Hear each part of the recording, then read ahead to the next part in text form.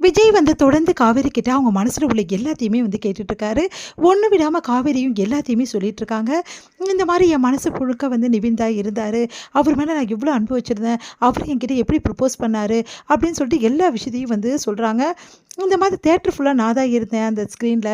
அவரு அந்த அளவு என்ன ப்ரப்போஸ் பண்ணி இம்ப்ரெஸ் பண்ணிட்டாரு. அதுக்கப்புறம் நெறைய பிரச்சனைகள் எங்களுக்குள்ள வந்துச்சு. வந்து எல்லாருமே வந்து பெரிய பிரச்சனை குடுத்துட்டாங்க. அதுவும் அந்த பசுபதி வந்து எங்கள பிரிக்கிறதுக்கு எவ்ளோ பண்ண முடியுமோ அவ்வளவும் பண்ணாரு. அவரோட பொண்ண வந்து இந்த மாரி வந்து நிச்சயம் வந்து பண்ணாரு. நிவின்க்கு வந்து கல்யாணம் பண்ணுறதுக்காக ஏற்பாடும் பண்ணாரு. அது மட்டும் கிடையாது. எங்களோட மொத்த சொத்தையுமே வந்து அபகரிக்கிறதுக்கு நெறைய முயற்சிகள் பண்ணி, கடைசியில எங்க நிலத்தையும் வந்து அபகரிச்சுட்டாரு.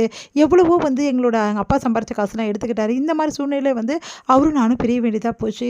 அடுத்து வந்து உங்களுக்கே தெரியுமே நடந்ததெல்லாம் உங்கள நான் கல்யாணம் பண்ணிக்கிட்டேன் அப்படின்னு சொன்னோனே, உடனே விஜய் பார்த்து கேட்குறாரு. அப்போ வந்து ஒரு வேளை வந்து நிவினுக்கு கல்யாணம் ஆவல அப்படின்னு தெரிஞ்சிருந்தா, கண்டிப்பா நீ என்ன கல்யாணம் பண்ணியிருக்க மாட்ட. இல்ல அப்படின்னு சொல்லிட்டு கேட்டோனே, அதுக்கு வந்து என்ன பதில் சொல்றதுன்னு தெரியாம காவேரி வந்து பார்க்குறாங்க. சொல்லு கல்யாணம் பண்ணியிருக்க மாட்டே தானே! விடுங்க பாஸ் அதெல்லாம் பத்தி எதுக்கு பேசிக்கிட்டு, எல்லாம் நடந்து முடிஞ்சிச்சுல்ல அப்படின்னு சொல்லிட்டு காவேரி சொல்லிட்டுருக்காங்க. இங்க பசுபதி என்ன பண்றாரு, நிவின வந்து ஆளுங்கள ரவுடீஸ் எல்லாம் வச்சு வந்து என்ன பண்றாரு, கூட்டிட்டு போயிட்டு ஒரு இடத்துல அடைச்சு வச்சுடுறாரு. அதே மாரி வந்து இன்னொரு வேலையும் பசுபதி பண்றாரு. இந்த மாரி நிவினுக்கும் என் பொண்ணுக்கும் கல்யாணம் ஆவுறது அந்த காவேரி பார்க்கணும். அவ அவ கண்ணால பார்க்கணும். பார்த்து பார்த்து கதறணும் அவ. அவள வந்து சும்மாவே விடமாட்டேன்.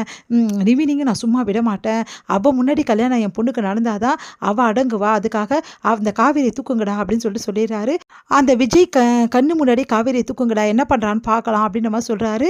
அடுத்து வந்து விஜயும் வந்து காவேரி வந்துட்டு இருக்கும்போது என்ன பண்றாங்க, விஜய் வந்து என்ன பண்றாரு, இந்த மாரி ஏதோ பொருள் வாங்குறதுக்காக போயிடுறாரு. அப்ப காவேரி வந்து போறாங்க. பார்த்தா திரும்பி வரவே வரல. பார்த்தா நெறைய ரவுடீஸ் வந்து காவேரியை தூக்கிட்டு போயிடுறாங்க. அத பார்த்துட்டு விஜய் வந்து செமையா டென்ஷன் ஆயிடுறாரு.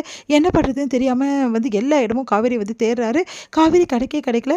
ஐயோ! என்ன பண்றதுன்னு தெரியலையே அப்படின்னு சொல்லிட்டு செமையா டென்ஷன் ஆயிடுறாரு. உடனே வந்து காவேரி தேடி எல்லா இடமும் வந்து அலைஞ்சிட்டு இருக்காரு.